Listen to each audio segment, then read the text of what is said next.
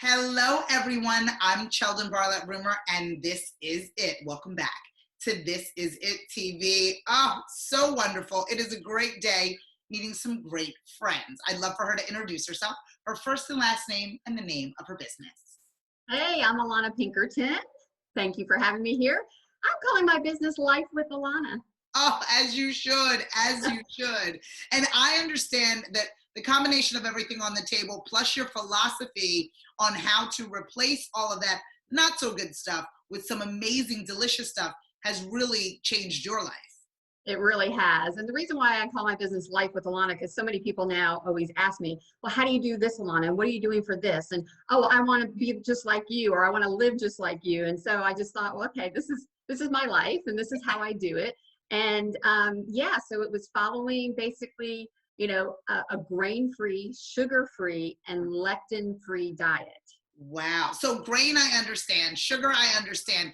Why don't you walk us through what lectin is? What exactly is that? So lectin is a protein that protects plants from animals Right. like us and insects from eating it. So it's a potential poison to our systems. It causes a lot of inflammation. So even healthy foods, things that are seemingly healthy, can cause a lot of inflammation in our gut lining. And if you've follow any functional medicine doctors or naturopathic doctors, it's all about your gut health. Your gut health is also related to your brain health. And so we adopted this lifestyle over 2.5 years ago. Wow. I came across an amazing doctor and a video, and then I read his book, and pooh, life just changed for me for the better. Really? So was it a hard change, or was it something that you did gradually? Walk us through the process, because I know a lot of viewers out here, they're eating sugar, they're eating grain, and the thought of getting rid of those two things, needless to say, the lectin, is overwhelming, but you were able to do it. So I'd love to hear how you started the process and then how it's evolved. Well, first, let me step back and talk about my mother-in-law. My mother-in-law, seemingly healthy woman, and my father-in-law, developed dementia. And, they ate low-fat, high-grain diet for the past 40 years of their lives. Right. And when she developed dementia, it was mind-boggling to me. And so as I was reading this book and reading what could have possibly caused that dementia and all that inflammation in her brain, it just kind of hit me like a ton of bricks. And, I just looked at my husband and I'm like, look, you have a potential risk of having dementia because both of your parents did. Let's look at the reasons why. And so we looked at that. And then plus at that point, when I came across the book, I was 60 pounds heavier. Wow. I was sick and tired of being sick and tired. My knees were full of arthritis. I travel for, my day job on airplanes, and my hips were touching the passengers next to me. Right. And it was really just starting to gross me out. And I was sick all the time. I was tired all the time. I dealt with fibromyalgia for 20 something years. Wow. And I was just tired. And everything through this book just lit me on fire. And I came home and I just looked at my husband. I'm like, you're either doing this with me or not. And I'm kind of one of those, I'm just going to do it kind of people. And I know not everybody can. And that's why I'm here to help people meet them where they are. Right. So I literally, really honestly, cleaned out my entire pantry. Stop. Like, I just donated. Wow. Well, actually, I didn't want to donate the food because I felt, why am I going to hurt somebody else? Right, exactly, right? So I threw out the food. Yeah. Threw it out and took my list that I knew. I have a comparison chart. Like, instead of using white flour, I use cassava flour. And that's what I provide, all these tidbits of information. Instead of sugar, I use a monk fruit sugar if I want something sweetened. Mostly everything is organic. Okay. And, I just said to him, I said, we're wasting a lot of money eating out at restaurants, so we can spend that money at the grocery store buying higher quality food. And he agreed with me. And, he dropped 40 something pounds. And he's been a bad boy. He's put about 10 pounds back on. See, there you go. We see you. I know, but we've gotten in that mindset now that we understand the science. We understand what affects our body, and everybody's body's different. So I'm not saying you have to follow every rule hard and fast. There's a way to test your biology, by the way, to figure out what foods really do affect you. And it's not very expensive. And And now that I feel amazing, I don't ever want to go back to feeling awful. No, I get it. And for me, what is really interesting about your approach and your ability to help people is really, in our show, we really talk about know what you know what you don't know. And I think that the hurdle is always what you don't know. The hurdle is how, okay, yes, I want to get rid of sugar. Yes, I want to get rid of grain, but what do I replace it with? That becomes the harder piece. It's not necessarily the want, because you want to be healthier, you want to be able to do this, but I don't necessarily know how I'm going to go about it. Is that something that you now are helping people with? I am. And as a matter of fact, when I told my parents about this, and mind you, my parents were 79 and 80, 78 and 80 at the time. Yeah. They're like, we can't do that. I'm like, come on. So they came and spent a week with me, and my mom and I cooked in the kitchen the whole time. It was a great bonding moment. And, so for people that were 78 and 80, and when she saw everything, she's like, oh, I can do this.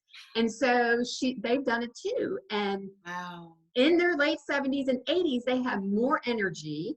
It was just wow. Amazing. They lost weight. My dad finally got his weight off, and my dad's a heart patient and is on all kinds of medication. And he was so cute last week because, being stuck in all this quarantine, he's like, can I have some key lime pie?